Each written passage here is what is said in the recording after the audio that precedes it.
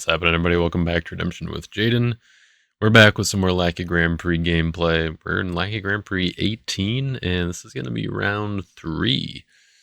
This round is going to be against Josh, Kevinthedude, Potratz, and I was pretty excited about this particular deck, and maybe not as excited as the one from last week, but that one's hard to beat. But this one is an idea that I had for a little while after seeing some of the purple builds that people were putting together with David's Mighty Men, all that sort of stuff, and some of the decks that I had kind of thought about as well with purple. But kind of what drew my attention when I saw David's Mighty Men as a theme, or kind of the cards in it, was Benaiah, and he kind of doesn't really fit well with the rest of David's Mighty Men, as far as like, he's just not really one that's going to be part of like a banding chain that you're putting together.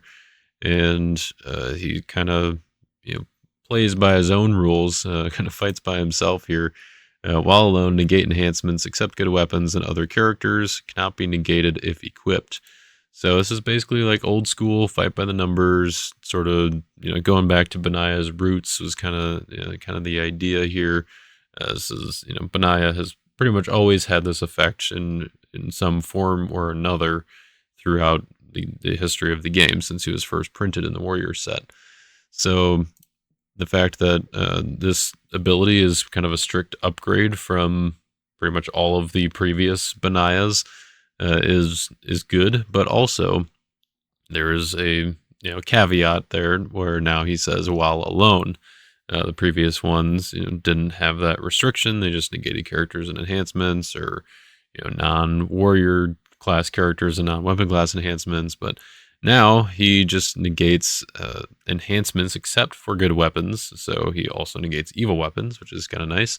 And then just other characters in general, and also cannot be negated. So that means stuff that interrupts the battle isn't going to work against him. If it if they have a CBP interrupt that plays something else, or it's that's not going to work, or it's not going to allow a window for something else to work. Like if Tenants Kill the Sun, for example, if they play Tenants Kill the Sun, which cannot be prevented if you control a Meeclaw Soul, then they banned another evil character. That evil character is still going to be negated by Benaiah because his prevent is not interrupted, assuming that he's equipped. So I was like, I want to build a deck around Benaiah, and kind of a thought, I guess, or kind of the thought process, I should say, as I was thinking about that. I was like, okay, what cards work well with Benaiah? Of course, you've got the good weapons, particularly the negates are going to be good, but are there like other CBP enhancements in purple that you can use? And of course, we got Great Plunder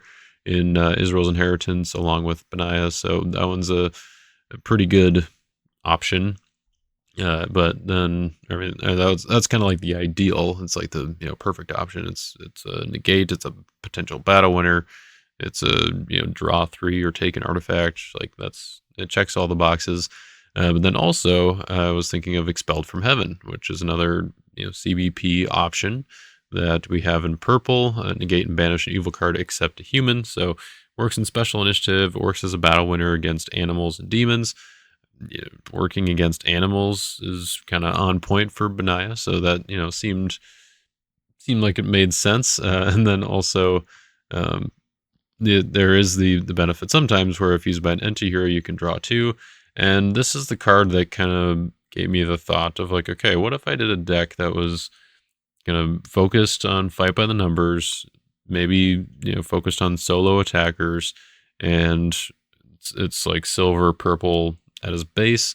So we've got Benaiah, you've got the Strong Angel, you've got Captain of the Host, and Strong Angel could use Expelled from Heaven, CBP, you get to draw 2. Like, oh, it's seems really good, seems great. I started putting that version of the deck together, and I was like, what? I don't know that Strong Angel really needs to be in here. It kind of feels bad cutting him out because he was kind of one of the original parts of the idea for the deck, but there's just not enough like overlap with the purple and silver. There's not quite enough synergy there to make it worth it, in my opinion.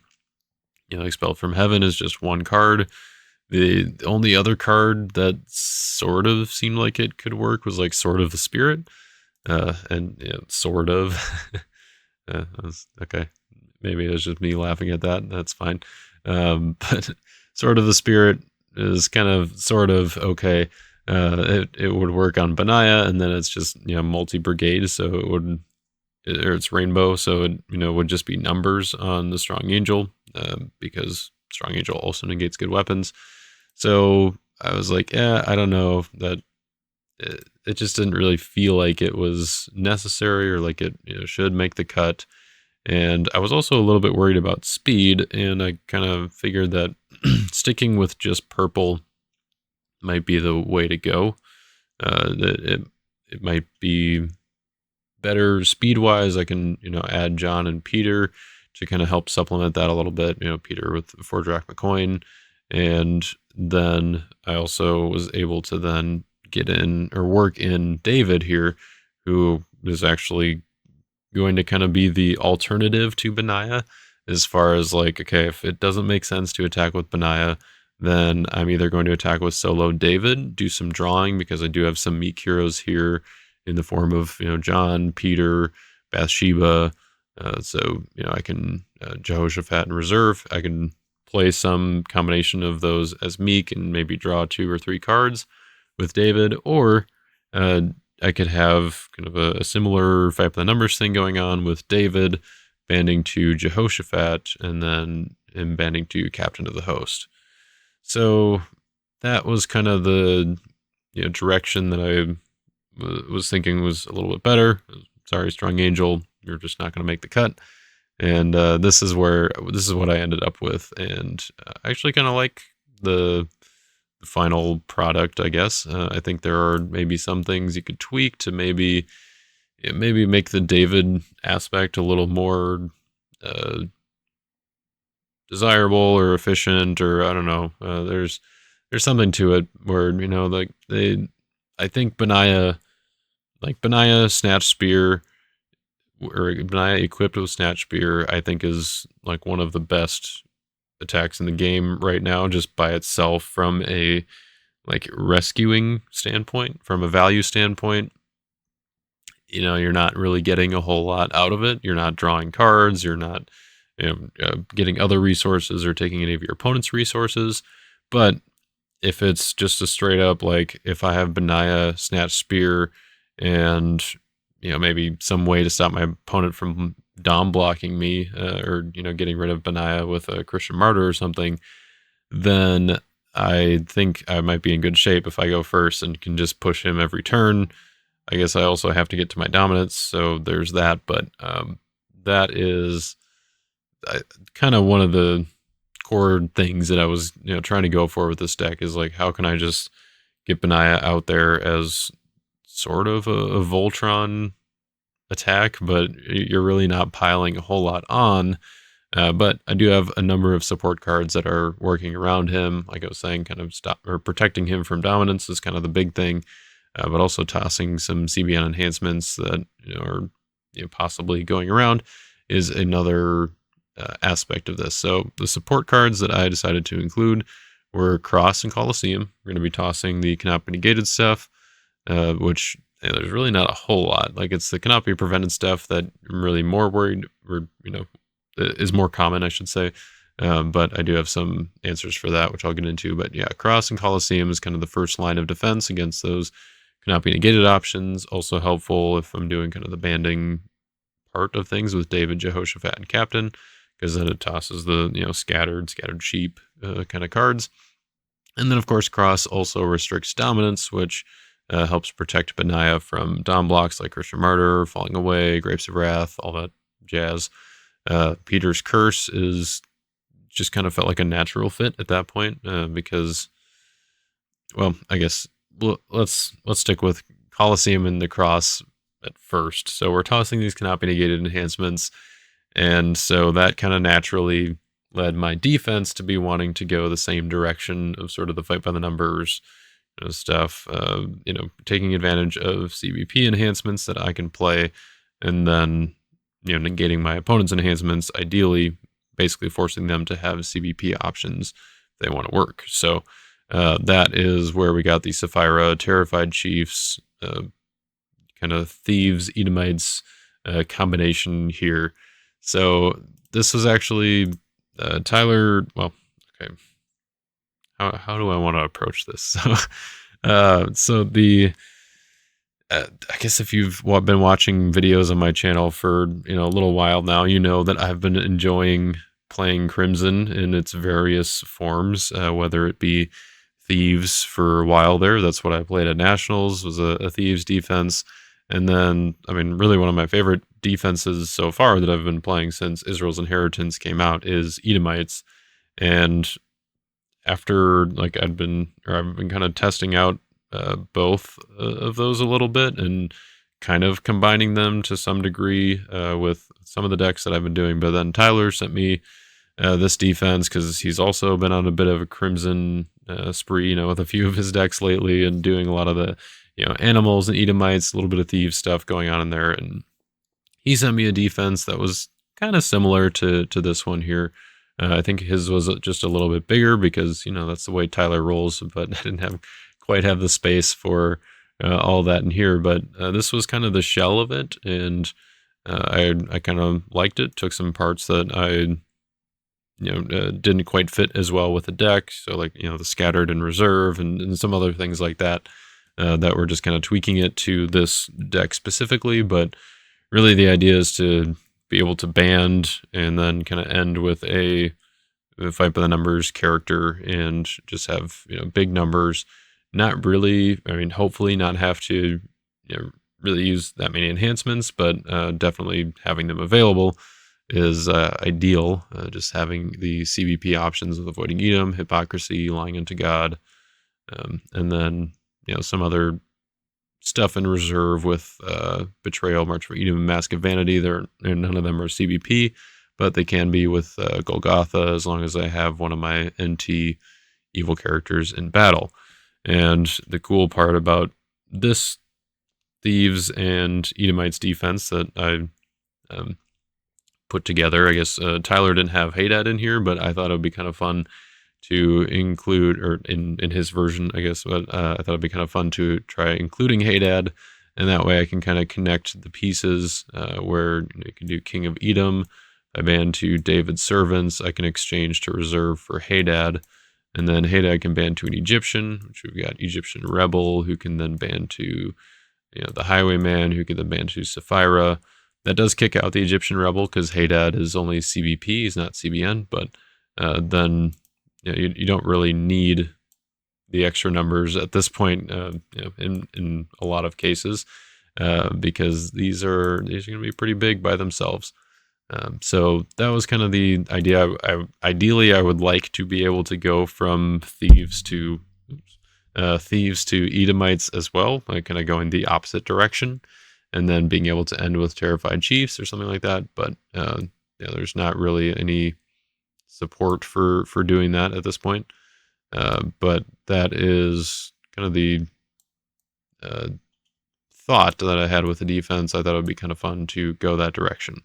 So all of that said, as I kind of put these back in their proper places here, all meticulously like I like to do, then that's kind of how the defense came together and the stuff behind that. And then of course with Thieves, I like to also play Peter's Curse. Like if I'm playing the Cross, I'm playing Colosseum, I wanted to play Complacent as well because that's kind of another layer to help out to protect my Benaiah with the Cross. And I was like, I just got to go all in. I'm going to put Peter's Curse in here too. I don't really, ideally I won't need the good dominant support for Benaiah. Like, you hopefully won't need Angel of the Lord and Glory of the Lord and all those kind of good dominant support, battle winning dominance, I guess. And so this seemed like just the perfect deck for Peter's Curse as well, just to make sure that I can have something active that's kind of restricting my opponent's dominance. Obviously, Peter's Curse only restricts the good ones, so it's not going to help kind of my rescues with Benaiah as much. I guess aside from like Glory of the Lord and Grapes of Wrath, a lot of people are playing those these days just to have the kind of the flexibility of playing those on both offense and defense. But so stopping those is kind of nice, and then having a CBN option, and also just the layers. Like Josh mentioned this during our game, like part of why a deck like this works well is because it just has the duplicity of layers, I guess, where, like if they have an answer to one of them, then it's not really doing anything for your deck, but your opponent's not likely to have answers for multiples, at least not at the same time. And so having those layers can really achieve the desired effect more efficiently or more effectively. And so if you're, playing a Benaiah deck and you want to toss, enhancements with negated in the special ability, you might also want to be playing Colosseum with not just the cross. Like I think you're better off if that's kind of the desired outcome, or that's what you want to achieve. Then it's better to be playing both of them, which like it's kind of obvious, I guess, or like when you think about it, it's like, well, duh, yeah, play more of the cards for the effect that you want to achieve. But it is kind of tough with support cards like this to actually get the right amount that you that will actually be effective during a game. You can have ways to get to those support cards, and that can be good as well. Like, we've got Highwayman in here that can grab out Colosseum early. If you're really want to get the cross going, then you could be playing like Delivered, or Simon of Cyrene, I guess, activate it from your deck. But the if they just have the answer to one of those, then having another one that you can have in play at the same time, it just adds to it, and also just gets you to it more quickly, forcing them to have an answer more quickly. So anyway, it seems kind of intuitive or obvious, but I think that's worth pointing out, that if there's some kind of limiting effect that you want, then having ways to either duplicate the effect, or I guess to protect the effect, make it more effective, then it's it's going to work better, more cohesive as a strategy. That's kind of where Honeypot kind of thrived, I guess, was because it was able to set up Holy of Holies and Pot of Mana and protect them, make them cannot be negated. So like had enough layers that your opponent would have to work through by taking apart the protection and the CBN parts in order to actually get to the artifact. So that's kind of another way you can achieve that as well. But that's, I guess, one of the features of a cohesive deck. And speaking of Honeypot, or at least Pot of Mana, that was something that I considered for this deck as well, because if I'm attacking with Benaiah, I want to almost all but guarantee that I'm going to be bigger than my opponent's characters, and then their enhancements will be negated, so I don't have to worry about that. So I want to stop any of the like CBN or CBP banding that could be going on, especially a defense like the one I'm running. I've got a lot of CBP and CBN characters, so it's not really that hard for them to get bigger than Benaiah. So I was thinking, maybe Pot of Mana would be good. But obviously, the like I was saying, the defense wants to ban. And so having Pot of Mana active just felt like it just wasn't going to be the right play most of the time. Like I would maybe it would come in handy once in a while, but just wasn't quite the right fit. So that's where I decided to go with the Great White Throne instead.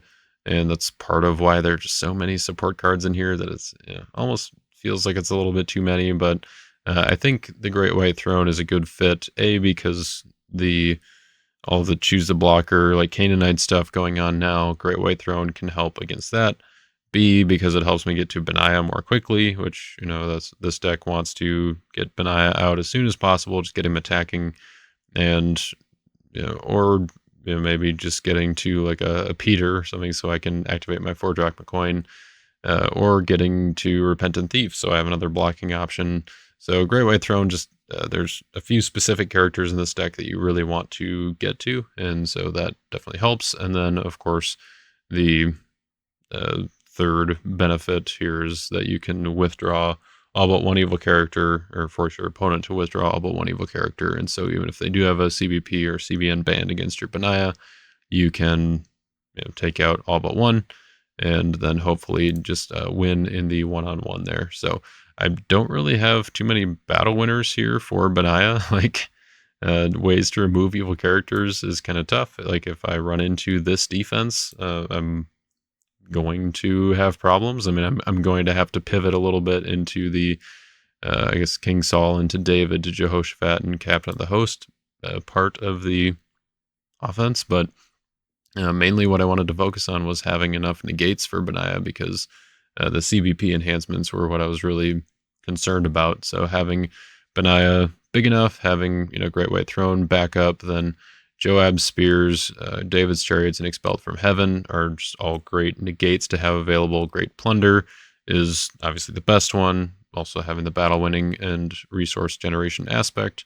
And then spears I decided to put in reserve to have an option against the CBP protected characters. So, Red Dragon, Herod Archelaus, things like that, where they can be protected or maybe just a little bit too big, and then spears can help out with that. Although I guess the numbers on spears are more impactful than the actual decrease. So also deals with Deceiver, a common CBP character. And if my opponent happens to get to their humble and I don't have a way to deal with it, then spears is a good answer for Woman of Thebes or other chump block characters like that as well. So that is pretty much what we're trying to do as far as dealing with humble. I did include Wanderer, Hunter to get to Wanderer, and Covet in here. So always to take out my opponent's humble, and then obviously just rescuing it with Son of God is maybe the ideal situation once the opportunity arises. And the rest of the dominants are here basically just to set up early, try to get some early acceleration or things going, and then be okay with a cross or Peter's Curse that are active for the rest of the game, and playing my Son of God Second Coming late if needed. So that is kind of the idea here. I do like the Murderous Command with the Egyptian Rebel option. Like, I think that's kind of fun. No Amalekite Slave in here. Maybe would be a decent fit, but just couldn't get the space. I did have Foreign Wives in reserve though for backup plan for Murderous Command. David's Tent was one that I was kind of flip-flopping on.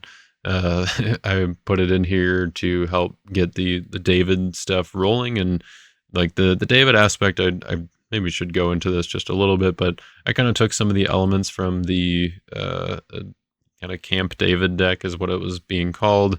And it was actually Josh who I think, I don't know if he kind of had like the first idea or like iteration for this deck, but he was one of the first lists that I remember seeing, where basically the idea is just get David Outcast Refuge out, drawing 3 every turn, and he's attacking with David's Harp, King's Signet Ring, a weapon of some sort, and basically just a Voltron David Outcast Refuge deck. And then you get the triggers from like David's Tent, you've got Throne of David to search for him, Zion. So it's just like a very David-centric deck.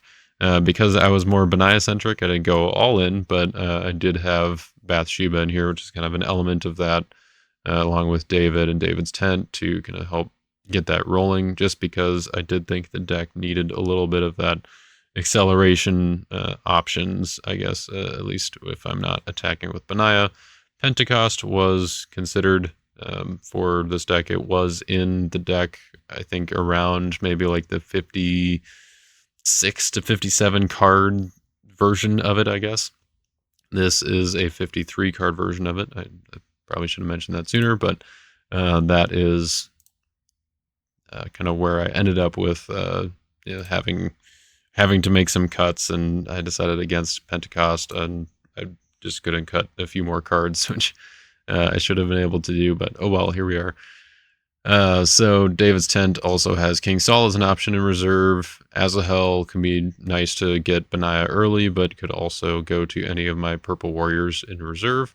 and Mephibosheth kind of also serving that purpose of being able to get some of these guys out of reserve, but also could go to Benaiah and discard pile if they do happen to find a way to discard Benaiah. I can pull them back out and keep on plugging away, hope they don't have another answer. So that is kind of the gist of the deck. I think the 54th card, I do kind of want to give that card an honorable mention. It did end up being cut. It's just a little bit too cute, and I think it maybe goes in a different deck, down the road. But I did cut Naaman's Servant Girl. That was one that I did want to include. Maybe you could still include it if I didn't have Captive Princes in here, but I think Captive Princes is just a little bit better. But the fact that Naaman's Servant Girl works to convert and add Terrified Chiefs to battle just seemed like it was too good to pass up. And you could also, add David. I guess you could add like King Saul, ban to David, ban to Jehoshaphat, or ban to Jehu, and then exchange with Terrified Chiefs. And that actually works even better with Jehu because Terrified Chiefs only negates other cards in battle. And whereas Benaiah, he negates all characters. Same with Captain of the Host, characters in territory and battle. So Jehu would be negated if I just did like Jehu to Benaiah. And I think instead having like that option where I can do King Saul to David, ban a Jehu from reserve, and then Jehu exchanges with the Terrified Chiefs, and I have that fight by the numbers attack. Just just felt really good, but I think it was just a little bit too. I don't want to say cute. I don't like. I think it would be strong. I think it would be a little more than cute, but I don't know. I just couldn't quite get myself there, and I think part of it was because I already had enough options for the offense that I just didn't think it was quite necessary. But I don't know. At some point in the future, I want to do it. Convert Terrified Chiefs. You've got a 1/1 negate other or fight by the numbers hero that if you have some CBP enhancements that you can play on them, then you're in good shape for that. Or if you just put them at the end of a banning chain, that that can work too. But if there was a deck to do it, this maybe would be it. So maybe I should figure out how to slot Naaman's Servant Girl back in here. But anyway, that was the last thing I wanted to mention here about the deck. The other thing about the game that I need to mention, and I have to apologize here, I was playing the game while dog sitting over at my brother's house, and for whatever reason, I'm pretty sure this happened last time that I tried to record a game while I was there too, and I just didn't remember, or like it had been long enough where I just didn't remember to go in and fix this. But I had set it up so that I could record on multiple tracks so that Josh and I had separate audio tracks, whatever. And I set up the other track, but I didn't set it up to record or like to output on OBS. And I'm kind of upset that I forgot to do that, but it's kind of hard to tell when you're looking at OBS's like main screen because it still shows up as like the sound is coming through, but it's just it wasn't being recorded. So that means you're going to be listening to me again doing kind of commentary on the game. Unfortunately, missing out on the tidbits that Josh shared and everything during the game. But I guess on the bright side, I'll be able to cut more of it out, or like it'll be a more succinct gameplay, I guess. So there's pros and cons there. You'll get my commentary, but the post-game commentary is always worse than like if I was just actually doing commentary during the game and like getting my thoughts out, and it was just me. So this is kind of the worst case scenario, but I just want to point that out ahead of time. Also, I messed up with the camera placement where right now on the Lackey screen I'm just in the like little corner, I guess, or kind of halfway through the top, halfway through the right side of the screen. That's where I was for part of the game as well. I'm going to be, I'll mention it when we get there, I guess, but I'm going to be covering up my overlay for that. So that's why I'm going to be staying here while we're watching the first part of the game until I move myself down during the game when I realized it's going to cover up a few of Josh's cards, like his artifacts, when he's getting those set up over in this general area where my head is now. But anyways, those are the tidbits about the game. Before we get into it, though, of course, we got to give a shout out to our friends over at Your Turn Games, who are sponsor of this channel, and they've got some great deals going on pretty much all the time. But right now, there's no specific sales, but they did sponsor the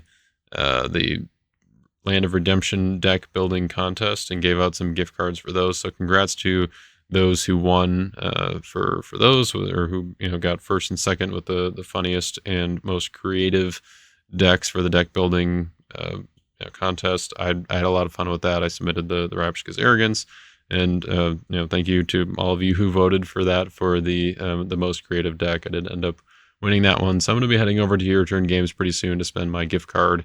And that's just an encouragement for you to keep an eye out for more contests and things like that, where Your Turn Games is supporting the community, and you can go back and support them as well. So thank you again to them for supporting this channel as always.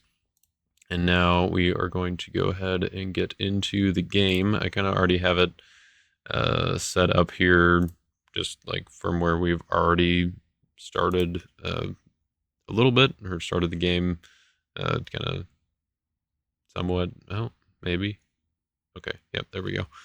Just taking a while to get going there, but anyway, I won the die roll. There is a Distress Lost Soul over on Josh's side of the board. I did not draw any Lost Souls, and I decided to go first here because I'm just going to mute myself here. I don't want to listen to myself think. But I decided not to use any star abilities going first here because I knew that I would probably just going to be playing Mayhem on my deck. That was kind of my rationale for choosing to go first, was because I had a bunch of cards that I could put down. I could put down Golgotha and Storehouse, my evil characters. I could put down John. I'd have Murderous Command and Lying Unto God in my hand still, and Mayhem could accelerate me into hopefully something good. So I put down the Storehouse right away. I land the Golgotha. Pretty much have two options here with the Highwayman and Plunderers. Highwayman just makes sense to go to early on if I'm looking for acceleration. Plunderers, I could see an argument for Plunderers when I have Condemned Thief in hand also, because Plunderers plus Condemned Thief is just it's a very strong block, but it's better if your opponent doesn't know that they're coming. And I was planning to put them down in territory anyway, so I'd rather just get Highwayman, have the potential for the Coliseum play as kind of the surprise element.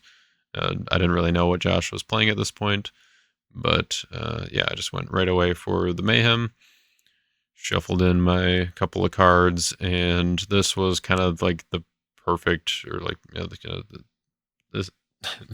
I couldn't really have asked for a better draw six, seeing both Peter and 4 Drachma Coin, and then also Peter's Curse was not a bad addition to that.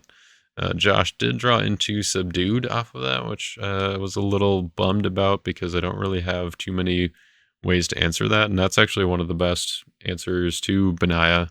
That attack is just if they have enough Moabites to just keep chump blocking and shuffling Lost Souls, and I pretty much have to have an answer to that via like a negate neutrals or a dominant to negate it and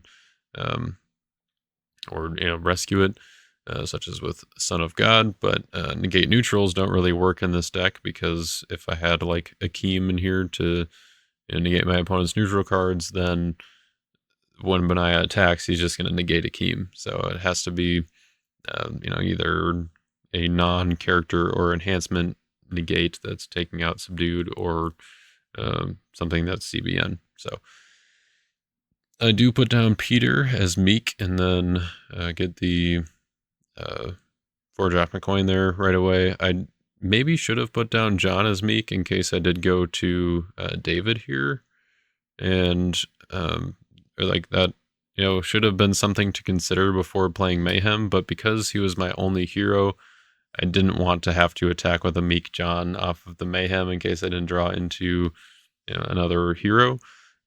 I maybe could have made the argument there for Peter as well that putting him down as Meek was maybe not the best, because then I can't do like Peter Bannon to John. But that's I wanted to put him down as Meek because then if I did get into David there, then I would be able to at least draw one card. And looking at Josh's hand here with 20 shekels, it's kind of interesting. I think I made the right choice to go first.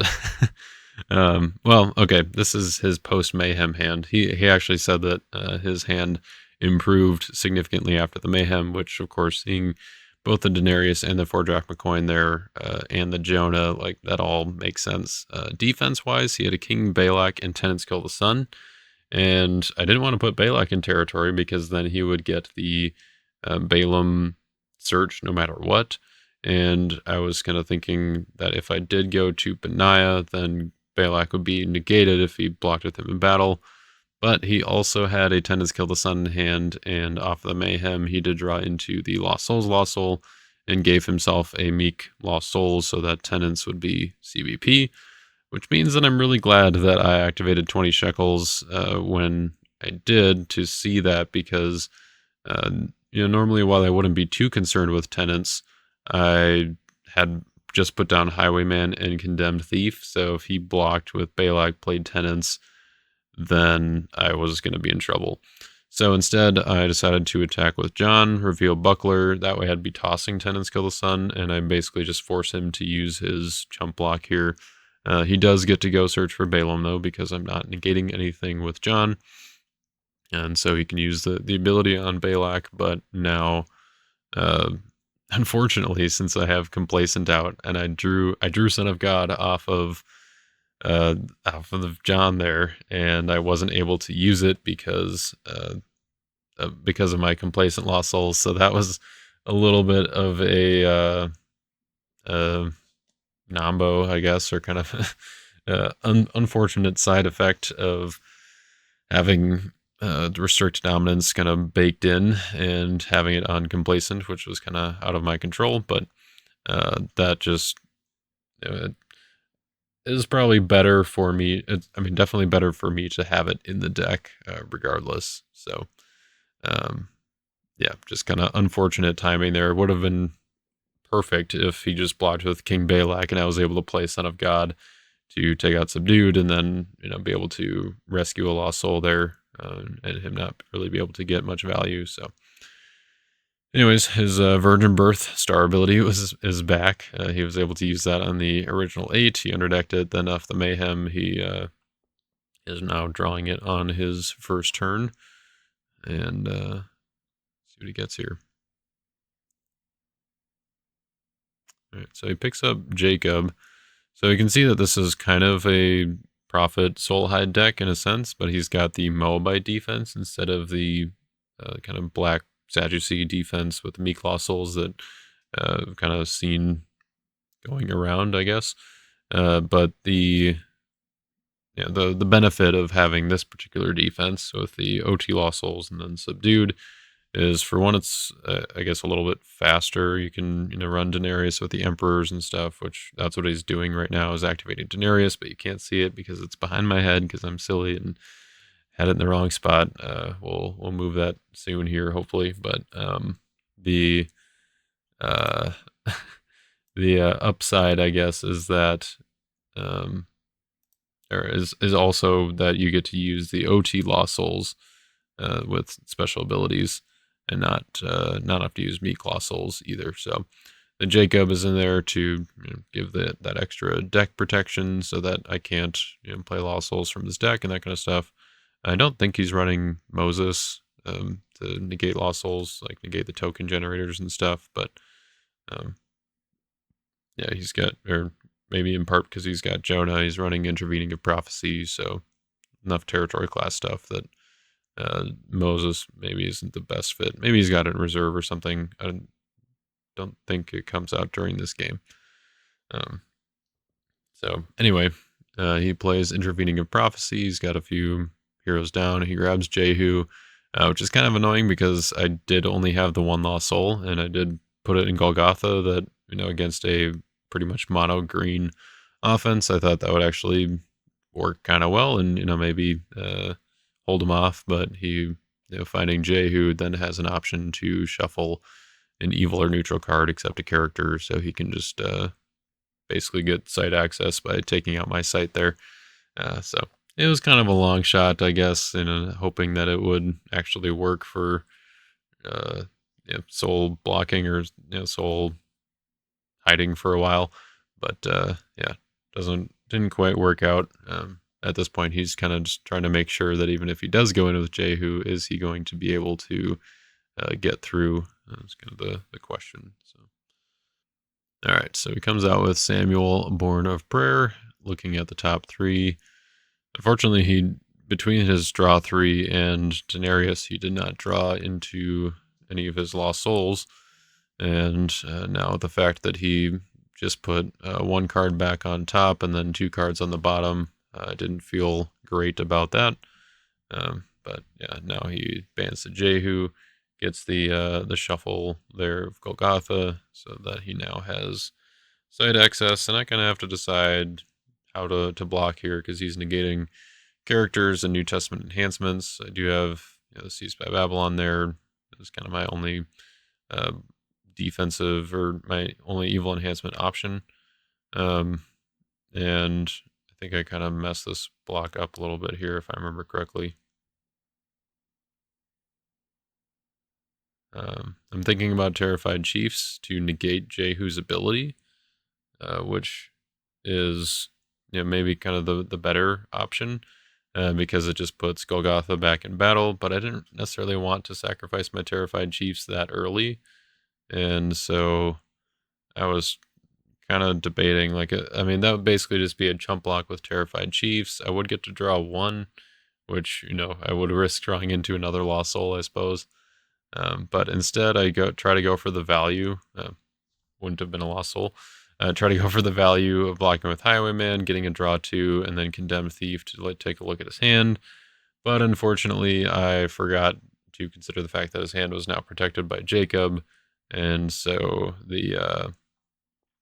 that didn't quite work out the way that I had hoped, because I wasn't going to get that value. Jehu doesn't negate good prophets, and so Jacob still worked because he's a good prophet. So it was my initiative here. Fortunately, I drew into Hypocrisy, which actually was a better battle winner than Seized by Babylon here, because there was only one good brigade in battle, so I'd only be able to take out one of the heroes, and then I just wouldn't have an answer for any of his battle winners after that. But instead, I was able to use Hypocrisy to bounce, target both heroes in battle. Also targeted my Peter and John and his Jonah and Jacob, I believe. But Josh did have the Do Not Be Afraid, or is it Do Not Be Afraid, to interrupt the battle, shuffle my Hypocrisy, and then he got to draw 2. Still didn't draw a Lost Soul. I guess he knew that the one of the cards on top wasn't a Lost Soul, but so then I played Seized by Babylon, which I'm actually not positive that we played this right. I targeted Jehu because I could only capture 1. But I think with the Interrupt the Battle, it put interrupted Do Not Be Afraid, which puts Hypocrisy back on, or back into effect. And then, but I'm actually not sure if that's quite how, would I have had to capture both of them in order for that to work? I know Interrupt the Battle undoes the last thing, but it's paired with another thing, so Do Not Be Afraid have still worked against the hypocrisy is the question. In which case, I guess it would have just been that I'd capture Jehu and then he'd be left with Samuel alone in battle. But anyway, that's the way that we played it, and right or wrong, I guess that would be good to know for future reference, but something that I'd have to look into or ask about with interrupt the battle. Like, it interrupts the last card play if it was played by an opponent, but does it have to resolve everything else and then the other things still reactivate, or does interrupting that last card put them back in special initiative? I don't know. And I didn't ask, sorry, before recording. All right, so going to my turn here. Yeah, the stuff was bounced. I drew into a humble. I got Golgotha back, but I didn't have anybody to search for at this point because I already had Highwayman and Plunders. Those are the only two targets in the deck. I do think that I would like to have a target for Golgotha in reserve. I kind of I try to do stuff like that. You would see that with David's Tent. That's why King Saul ended up in reserve, because if I already have David and I draw into David's Tent, I want to have a target in reserve to kind of maximize the value. But unfortunately, just the space didn't really work out for me to do that with Golgotha. I wasn't really sure what character I would even do in there. Like, I was thinking like the Thief, maybe. I wish I could do Judas, but Golgotha doesn't let you get dual alignment characters. So, yeah, there's no value there, but Golgotha is still good enough to play. Able to get Highwayman, Plunderers, and hold the cross, and also the CBP enhancements. Like, certainly belongs in the deck, but so I could rework the reserve a little bit to benefit from that, but here we are. I do end up playing Buckler here to kind of get the search out of the way while Jonah was bounced, or not put Jonah back down. What happened with Jonah? I don't know. Anyway, something about, or something with Jonah, or some reason I used 20 shekels to bounce him. Okay. Yeah, I used 20 shekels to bounce him, and I couldn't look at his hand, though, because he still had Jacob, so it was protected. So I bounced Jonah so that I could do some searching, kind of try to get things set up a little bit, make a little progress while I wasn't going to be able to attack at this point. So I wanted to... I went for David. I had Snatch Spear. That way I could draw some cards. There was an argument to be made for just doing Benaiah here, or going to Benaiah, putting Snatch Spear on him, and just picking off Balaam in territory, because I knew that he wouldn't have a good answer for it. But I kind of forgot that he had Tenants Kill the Sun in his hand, and I wanted to get the draw 2, kind of the acceleration as well. I guess I actually wanted to try to pick off Emperor Claudius here. So I do give him the opportunity to play Tenants, to draw some cards, which one could hope that he would draw a Lost Soul here, but he plays Tenants, bans to my Highwayman, draws 4 cards. It's a number of my good brigades. I had purple, red, clay, and green, and there were no Lost Souls in those 4 cards. And I was like, oh, come on. Like, I don't know if I was going to be able to win this battle anyway, but I was still like, that feels a little bad. I do have Storehouse to protect my hand, so at least he doesn't get to take something with Condemned Thief. And I guess I didn't even think about that on turn 1, because I would have been able, if I did go for Benaiah with the Buckler, my Storehouse would have been protecting my hand, and then I did have Joab's Spears, which could have negated tenants, so I think I would have been able to survive that anyway, but yeah, here we are.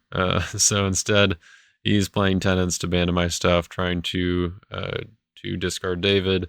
Special initiative, I played Joab's Spears to negate tenants so that my David would survive, Highwayman would get kicked back, and I believe that put us into mutual. I wasn't going to be able to save my David with Covenant with David, and I already had Golgotha, I already had Storehouse, I already had David's Tent, so there wasn't any reason for me to play Covenant with David at this point. So I just passed, and we took the, I believe we took the mutual here.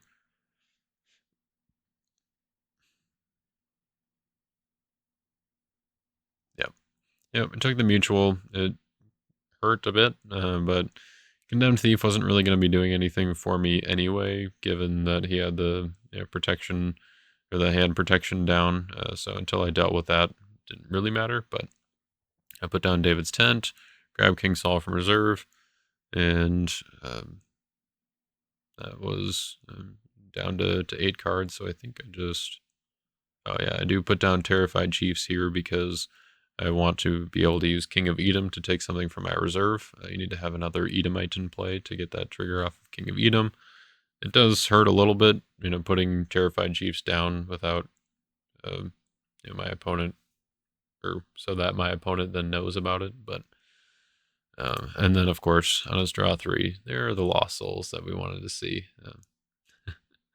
So with that mutual, with David, I would have gotten a Lost Soul, provided that Josh didn't have anything else to play. I don't think he did.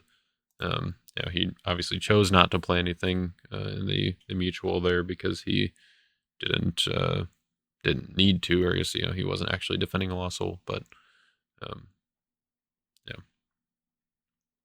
I don't know if he actually had anything else or not. He put down his Peter and his 4 drachma coin. Got his draw 4 there. And now I move myself down here out of the way. Oops. So he put Jonah back down, got Book of the Covenant active to get Covenant with Philistia from reserve. And then I was able to use Covenant with Philistia to take an animal from reserve. He took Fire Foxes, which seemed good. Good jump block option there. And of course, I didn't have any animals from in reserve, and even if I did, Storehouse was protecting my reserve from kind of the Philistia anyway. So off his draw 2, he got a Humble, another Lost Souls trigger. Now he's giving me the tokens because he already played his Tenants Kill the Sun. And maybe the bright side of that rescue with David is that I got Tenants Kill the Sun out of the way, so that he wouldn't have that option for Benaiah later in the game. Kind of not really a strong benefit, but still reasonable, I guess. I would have liked to have Snatch Spear with my Benaiah, but actually, does Buckler say harm or evil cards? I think it says harm, right? Just making sure that David wouldn't have been, or David would have been protected from Tenants Kill the Sun there. Oh yeah, it's protect from evil cards. And David should have survived. He was protected that turn. Oh well, here we are. Maybe that makes up for potentially playing his attack incorrectly. I don't know. I'm not sure if that is correct or not. Anyways, Josh here attacks with Samuel, bans to Elijah, chooses Terrified Chiefs to block, which first I get to draw 1 off Terrified Chiefs, and then Terrified Chiefs negates Elijah, so negated the choose the blocker ability, and off the draw 1 I got both Wanderer and Hunter. I believe I decide not to use Hunter here because I have Complacent, I've got Humble, and I've got Wanderer. I think those are the only 3 Lost Souls that I really care to exchange for. so didn't really need to do that. But I do get to block, or choose my own blocker now after Terrified Chiefs gets kicked back. So I go with the Deceiver to Foreign Wives in my reserve, knowing that's a pretty safe bet because enhancements or cards in battle are being negated. So even if he does have the Regardless of Protect battle winner, then it would be negated by Terrified Chiefs. And his Humble is definitely not on because Josh did so much drawing this turn that he is at 16 cards in his hand during this attack. So Foreign Wives is definitely reached the threshold here. He does get the trigger off of Jonah with my Deceiver to Foreign Wives. What he doesn't notice here is that he also should get a second Jonah trigger from the Foreign Wives blocking, because the take household idols from discard pile is a mandatory search on Foreign Wives. So of course I didn't actually go through the motions of searching my discard pile with Foreign Wives because I didn't have anything there that I knew I wasn't going to find anything. So that's kind of how people just generally play it. I think a lot of people forget that part is even on Foreign Wives. But yeah, that is something to look or to pay attention to, I guess, is that for mandatory search triggers such as the one on Foreign Wives that does trigger things like Sheol and Jonah and other cards that trigger off of your opponent searching. So now Josh kind of dumps his hand here, puts down Imprisoned Prophet, puts down Jeremiah. He discards Delivered, puts down the Unconsenting King. He risks putting down Firefoxes, even though he's not quite sure if I'm running Esau or not, and then also not sure if I'm running Judas or not. So he takes the risk and puts down the Deceiver as well. But like I said, he had 16 cards in his hand, so he needed to dump some stuff out. So I draw into the Darkness Lost Soul here. Can't trigger that, but I can do Storehouse in my upkeep if I so choose, but I do know that it's going to trigger Jonah, and I think I just choose not to trigger it this time around. No, actually, I guess I do go for it. So I grabbed Spears with Storehouse and give Josh a Jonah shuffle here, and he decides to go for my Highwayman, I believe. Yeah, gets Highwayman out of there, which makes sense. Like Terrified Chiefs and Foreign Wives are both decent choose the blocker targets, and it's going to be kind of a way that he's typically going to try to attack here. I do wander over for Distressed so that I can negate his Jonah temporarily while I play my Son of God and Second Coming. Because I want to activate Peter's Curse here, so I want to get my Son of God and Second Coming out of the way, so I can just leave Peter's Curse active. He does ask for Dominant Initiative, but I'm just getting my dominance out of the way first.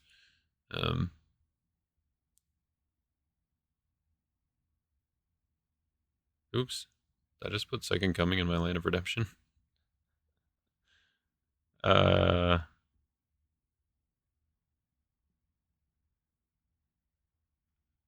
Catch that at some point, don't I?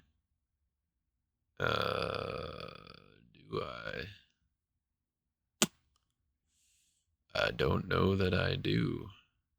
So yeah, so Josh plays 3 woes to negate Wanderer to get Distressed back over to him, which turns his Jonah back on, but not after I've already done the searching with Second Coming. And basically now I have to decide if I want to activate Peter's Curse or just keep my and keep my Son of God, or if I want to play it first.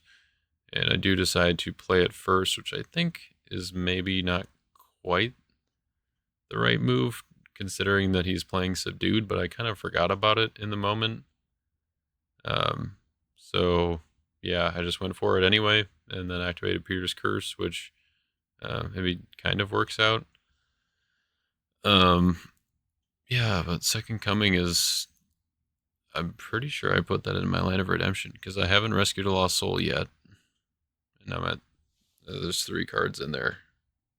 So we're just going to keep watching, but I'm pretty sure we messed that up, and that definitely has an impact on how the game goes.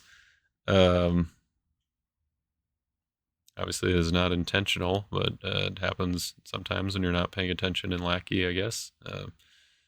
When you're just dragging cards to the tabs there. So, word to the wise, be careful about that, I guess. That is, I mean, it does kind of make sense because I remember getting towards the end of the game and being like, oh, I didn't like feel like I had like I felt like I was one behind and or instead of like one ahead here. But right now I've played both dominants. It says I've got 3 in my Land of Redemption, and Josh only has 1. He's got the one rescued from the Son of God that he played. Okay. Well, anyway, we'll get there. He's got Unconsenting King with the block here. I can't do anything from hand to instead it because of Storehouse, so he's going to get the protection from OT Lost Souls, but he also drew into Grumbled, which drew into Subdued, so he had that option regardless. So he had the Lost Souls protected. Benaiah can't do anything about that. Unconsenting King is CBP, and so he's going to get that block. He does choose not to use Subdued here, which I think is the right play because then it leaves Subdued out on the table for to make sure that he has it for another chump block next turn because he's already at a point where he's kind of recognizing that Benaiah is going to be a problem, and the I guess if his deck is so low on cards that if he shuffles his Lost Souls away, he's probably going to draw into at least 1 on his turn, and he would rather that Subdued be there to be able to kind of be a safety net for his defense. So if he can get to a Moabite, then he can shuffle Lost Souls, get another block. So I think that's definitely the right play in his position here. He's only got 10 cards left in deck right now. So with with all of his Lost Souls, five Lost Souls there out on the table, then that would be the odds of him drawing back into 1 off his draw 3 are pretty high. He's also got a hopper there that he draws into. I believe that was from the draw 1 off Book of the Covenant. He decides not to use Prosperity because I've got Foreign Wives sitting there, and he's trying to decide whether or not he wants to risk triggering Foreign Wives. And he doesn't want to risk it at this point because if Elijah chooses Foreign Wives to block, then obviously she's protected. If Elijah chooses Terrified Chiefs to block, then Terrified Chiefs gets kicked back out, and I can just push Foreign Wives into battle. So he chooses not to use Prosperity. He does take the draw 1 off of Book of the Covenant because that's only 1 card still. He uses Book to grab You Will Remain, which he then activates, and then he uses Covenant of the Philistia to take Great Fish from reserve, but he does not do the draw 2 off of that one. Still staying with the anti-Foreign Wives thing, and he's down to 8 cards left in his deck now, so he doesn't really need to draw the extra cards. All right, so he's coming into battle with Victorious Being, drawing 1, exchanging to Obadiah's Hidden 100 in his deck. Hidden 100 bans to Samuel, Born of Prayer. Just to look at his top 3, and under deck up to 3. It's not really that big of a deal at this point with so few cards left in his deck, but he just puts all 3 of them on the bottom, and then he bans to Elijah to choose the blocker here. This time he chose Foreign Wives to block, which makes sense. His Terrified Chiefs. He wasn't really sure what other shenanigans I would have with the CVP options, and Foreign Wives was not protected this time. And once again, there is a mandatory search on Foreign Wives, so he could have gotten a Jonah trigger here. I'm sure he would have loved to shuffle my Peter's Curse at this point, so he could turn on his good dominance, but yeah, missed that one. So pay attention to that for future reference for those of you watching. If you've got a Jonah out, watch out for Foreign Wives, get those triggers. I was kind of going back and forth in my head here on whether or not I wanted to use Lying Unto God at this point. I wanted to like save it for a battle where I actually would get the block, but I thought it was worth it with the value of taking out Book with 2 covenants on it, especially with one of them being your remain. That might mean it could constitute a block later in the game anyway. So yeah, he did. I did have to give up a Lost Soul there. Foreign Wives was gone. Didn't have anything else to play on her, but I was able to take out Book there, so it felt like a decent block still. One of Thebes goes down, Deborah comes down, and Bearing Our Sin goes to discard pile. Josh has 9 cards in hand, so he's got to get rid of 1 more here, and he discards Great Dread and passes the turn.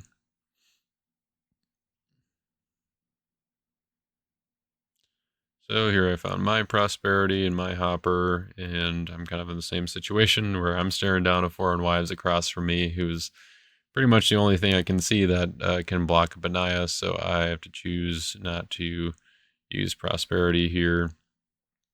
I also have to decide, again, whether or not to use Storehouse, and I believe in this case I do pass on Storehouse as well, or not as well, or not again, but this time I do choose to pass on it because I want my Peter's Curse to stick around, and I want my Benaiah to stick around.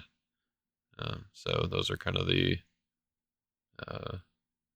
deciding factors, I guess. Last turn, I guess I didn't really mention this during the battle, but I did use Angel of the Winds to search in exchange for Benaiah, but Benaiah does negate characters in territories as well. So even though Jonah triggered off of my Angel of the Winds, Benaiah was able to negate that before he got to shuffle anything. So now I'm equipping Spears to Benaiah. I didn't do that last turn because I was doing the exchange with Angel of the Winds. But now that I have that available, then I can attack with Benaiah, make sure that he cannot be negated, and yeah, just gonna be ready for what Josh has. If he has like some kind of CBP chump block or something, he does block with Foreign Wives here, which I didn't draw more than 5 or more cards this turn, so I could see pretty clearly that his plan was to just chump block with Foreign Wives, let her die, and then give me Subdued, or not give me Subdued, let Subdued shuffle away the Lost Souls. And fortunately, I did find my 3 woes, which I could play as evil there, since Peter's Curse was active. Played as evil to negate Subdued, and that was enough to get me the Lost Soul there. So that should put me at 3, but it looks like I have 4. Man, I can't believe neither of us noticed that. It was kind of a long game, and there was a lot of blocking and stuff early in the game, so maybe that's kind of part of it, as we weren't really counting turns. Like at this point in the game, there have been enough turns where it wouldn't have been unreasonable for me to be at 4, and just the way that the first couple turns went, like I did basically win 2 battles, but both of them, the one was the Subdued shuffle, and then the other was the mutual. So it was kind of, I don't know. That's yeah. So we'll, I don't want to spoil anything here, but definitely, obviously, it's obviously going to have an impact on the game when you don't have the score correct. Josh played Intervening of Prophecy here again, and grabbed the Watchman. All right, so now Josh is going to battle. He's starting out with Imprisoned Prophet, and taking out my Peter's Curse there. And this is the point in the game where even I was like, oh, shoot, like I'm in trouble. I don't really have a block here, and he's gonna, he's gonna get 4, and then he's gonna be able to play Second Coming, and he got rid of my Peter's Curse, so he had an answer with Imprisoned Prophet, being able to underdeck it. So after battle, he's gonna be able to play, Second Coming to Son of God and win. And so he does pretty much the same thing he did last turn. He does Samuel to Obadiah's Hidden 100 to Elijah, and then chooses Terrified Chiefs. He kind of does the opposite order, I guess, because with Samuel and Hidden 100, because he wasn't exchanging with Victorious Being, and this way he's got bigger numbers in battle. And he chooses Terrified Chiefs to block, which then I get to draw 1, and I get to negate Elijah's Choose, which we figure out in just a moment here, and kick Terrified Chiefs back out. And I'm kind of, panicking in the sense, or like I'm trying to figure out, okay, do I have any outs here? Because I legitimately thought that he was, rescuing for the win here because he took out Peter's Curse.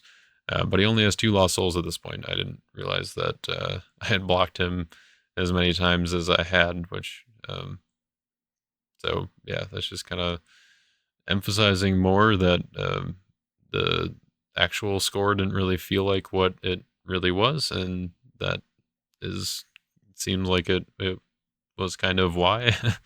I guess, I don't know. So I'm looking at the evil characters I have, trying to see if there's anything I can do here.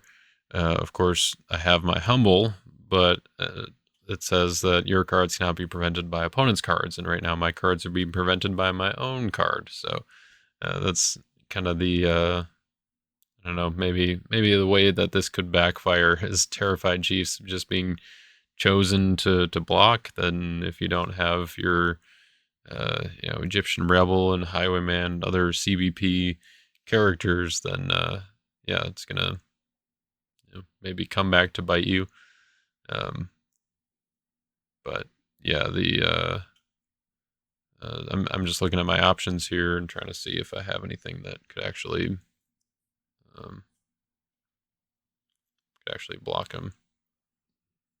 And I end up not finding anything, and just to choose not to present a new or like actual blocker of my choice, and I just give him Prison Prophet, and I'm like, oh, you're only at 3. Oh, okay. So I guess, okay, I still get another turn. I still get an opportunity to try to win here.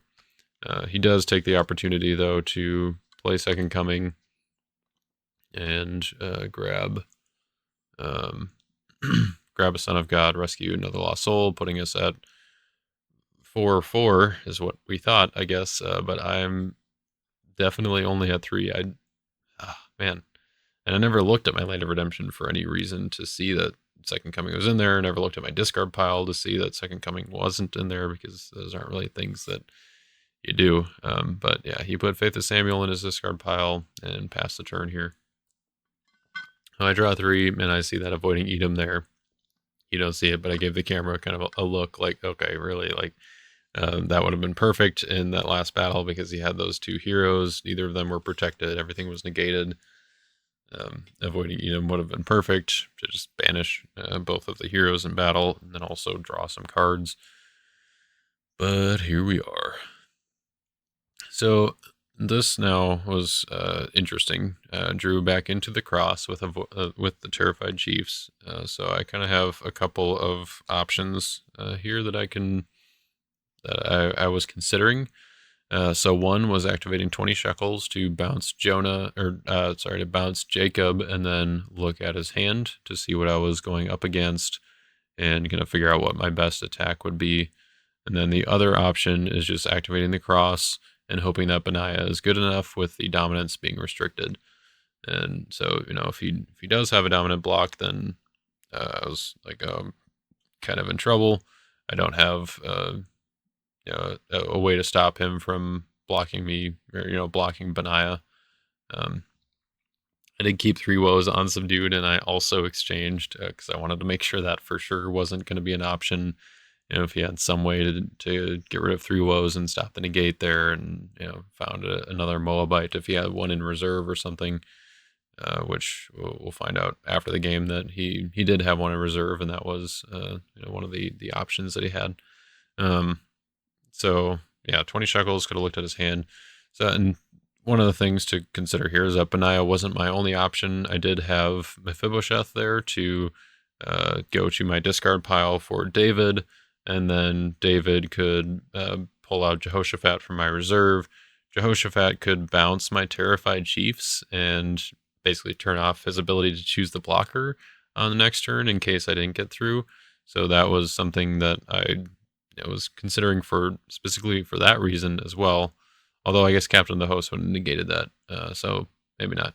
Scratch that. But Captain of the Host, or Jehoshaphat, then could ban to Captain of the Host, who would not negate the banding part, but he would negate the bounce on Jehoshaphat. So anyway, I would just have had a big band, but I still would have had 20 shekels open instead of the cross. And we see Josh is like, yep, that was pretty much what you needed, or what I ended up doing was just activating the cross, trusting in Benaiah here, and that was what ended up working out here. Is that he did have Falling Away, and that was the only real answer that he had to Benaiah, and the cross was able to stop that from working. So that put me at 5. But not really. So, yeah, I feel a little bad about that because I'm guessing that Josh would have been able to get through. We do see the scattered sheep that he shows. So if I had, didn't have cross active, then that would have worked against the David Jehoshaphat captain option. So that was something that if I did do 20 shekels and saw both Falling Away and scattered sheep, I'd be like, oh, well, that's unfortunate. Cross was the perfect answer for that, and for both of those. And although Colosseum, I guess I forgot. Okay, yeah. Duplicity of counters. There we go. So yeah, actually that would have worked out still. I would have had Colosseum to toss scattered sheep. But yeah, and then we see the other Moabite that he had in reserve there that Deceiver could have gone to if he did have Subdued still, which is enemies to the east, which if it was CBP, he would have been able to negate and discard the cross and then get Falling Away to block there.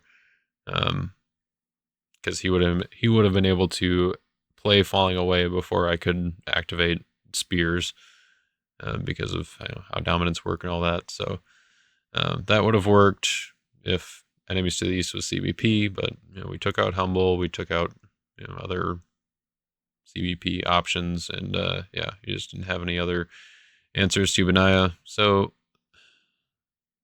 the question here is, I guess I'll just go ahead and pause this here. We did talk for a little while after the game, and didn't record it. So I'm just I'm dropping the ball on multiple levels here, but so yeah, I guess we could consider, I don't know what was in Josh's hand at this point. I knew that he had Angel of the Lord and he had Call to Prophecy. So I think on his turn, he would have been able to move his woes to the cross, and I'm sure he probably would have been able to get through between or with all the dominance that he had.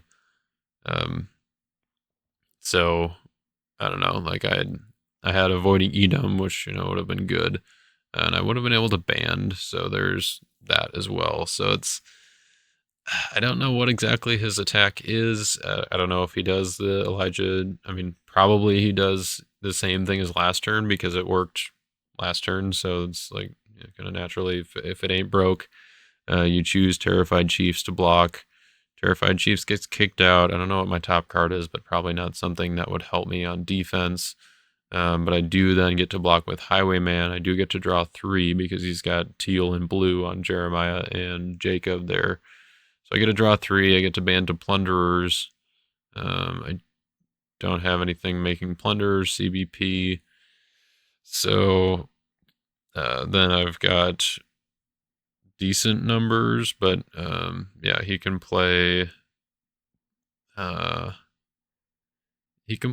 Valord. He could play Called the Prophecy at that point, and then just hope that I didn't have something else. But then I do get like King of Edom, able to block.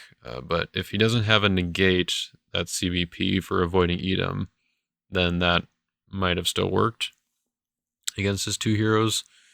So I don't know. I'm obviously just speculating here in a way, kind of trying to justify the fact that it was still 4-4, and I'm gonna bring it up to them, and like we're already in round 4 at this point, so I don't know if there's anything that really can be done about it. But yeah, I'm not gonna leave that up to me, of course. So yeah, and then I think Benaiah still gets in next turn. Although I guess if he does have 3 woes on the cross, then